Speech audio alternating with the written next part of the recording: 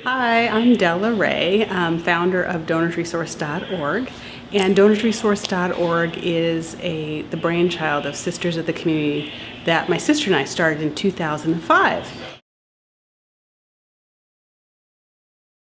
We wanted to get household goods to families in need without them having to pay for it, without them having to look for the items, but for them to just basically be able to get the items that they need to survive, basic items, towels, sheets, and those types of things, and dishes and pots and pans.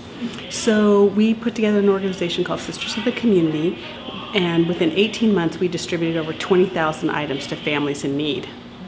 And so from there, what we learned was that so many people want to give. They just don't know how, they don't know where. And so we had one physical location, and we realized through that one physical location, we were being very tactical at what we were doing. So we thought, how can we enhance what we're doing? How can we serve more people? So we put together DonorsResource.org, which is an online hub that connects people who want to give with nonprofits in need. So essentially, you have a chair you want to donate, you have something you want to donate, you just pop it online and then a nonprofit will claim it. So it's been really successful. Within our first 11 months, we had 265 nonprofits register right away. And it's just been a really exciting way to serve our community, because we know people want to give, they need to know how, and they want to make sure that their items are going to people in need and not going to places where they'll be sold or used to support other organizations. What happened was I was standing in my garage one day and I was looking at all these excess things that I had. And literally, I had boxes of stuff marked, bed skirts, towels, sheets, enough stuff to set up another home. And my sister, same thing. I called her and I said, I've got all this stuff just sitting in my garage. What are we going to do with it? And so she says, you know what, Dell, that's the same thing I'm going through. I have a ton of stuff too.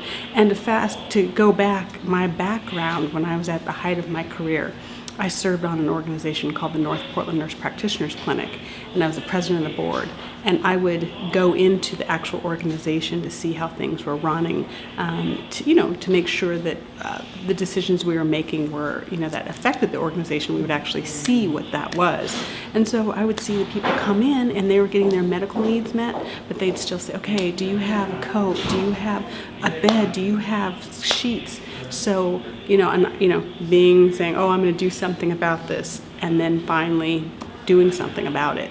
Since we had so many items, we wanted to get them to someone in need. So we start calling friends saying, who do you give things to when you want to get donations? Where do you give things to? I got a hold of moms clubs, I got a hold of friends and people were like, well, if you find someone, let us know, because we want to give some stuff too. So it really turned into this big snowball thing.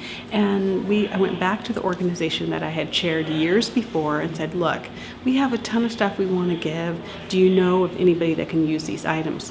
So they called me back within 5 minutes and said, we have a single mom who just escaped domestic violence with her 3 small children in the middle of the night, and all they had was the clothes on their backs.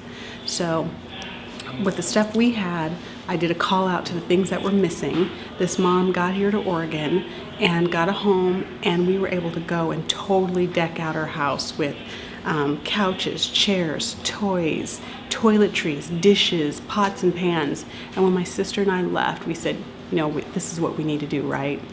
And that's the start of Sisters of the Community. Our community just jumped behind us right away, because they were able to take items to our physical location and see where those items were going. So the community just stood behind us and started writing checks. And then once we moved into our location, we had a fundraiser, and that funded us for a while. And so we're a 501c3 nonprofit. So foundations, grants, corporations funded our organization. The need for what we're doing has grown simply because with the change in the economy, we have offices downscaling, downsizing, businesses closing, so they're calling us to say, we have all these different things that, our office is closing, and we have all these different things, can you place them? And my favorite story is the Rae.m4v office. They came to celebrate Oregon's 150th birthday. So they had like an 8-person office. So from there, they had all this extra furniture and things that they weren't going to use anymore.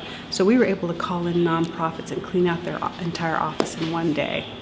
That's the need. I mean, people don't realize that, there's people there's caseworkers and advocates sharing desks, and there's caseworkers searching for soap for the homeless.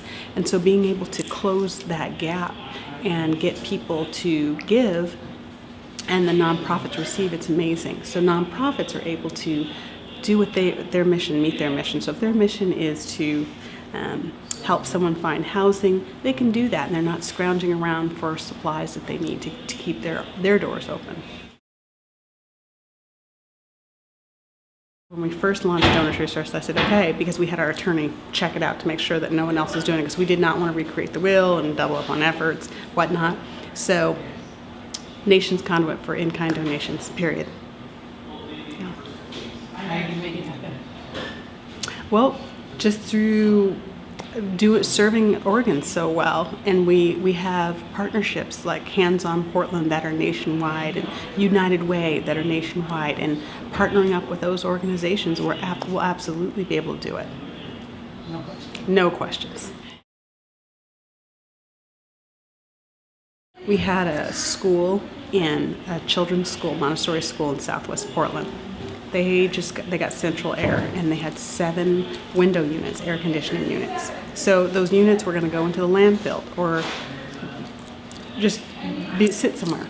And a children's school in Northeast Portland needed air conditioning. They had sweltered all summer. So for those air conditioners to go from one place to the next without going into the landfill, total paying it forward. That's why I do what I do.